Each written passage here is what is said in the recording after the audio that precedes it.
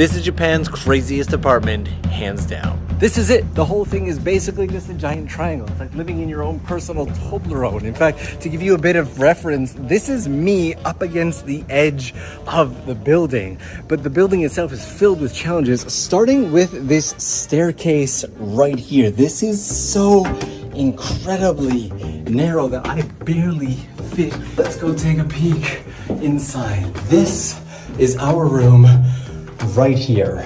Right out of the gate, we take our shoes off in the entrance and we are greeted by the shower area. And there's a bath in here. And amazingly, I actually fit somewhat nicely in the bath. I've had worse baths than this in Japan. And this has a window to it as well. So really any bath space that has a window is a plus in my side, but the apartment itself is, well, a little bit hard to show the shape and size of.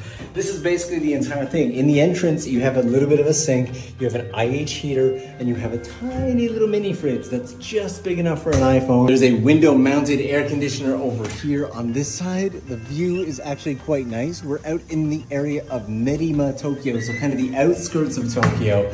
And then on this side, it opens up to what is actually a fairly busy road. So all day as I've been shooting my main video for YouTube, it's been quite noisy. The building itself is actually called the Sankaku Biru, or Triangle Building. And while it does have a decent amount of storage for your futon bedding or whatever it is, you may have noticed that there's no toilet in this room. And that's because the toilet actually requires you to step out of your apartment once and go all the way over here where you open this door to your tiny toilet. Now this almost certainly takes the prize for the single smallest toilet space I have ever been into in my life, let alone here in Japan. Claustrophobics beware. This is not the space for you, and there's not a lot of ventilation, so it gets really hot in here.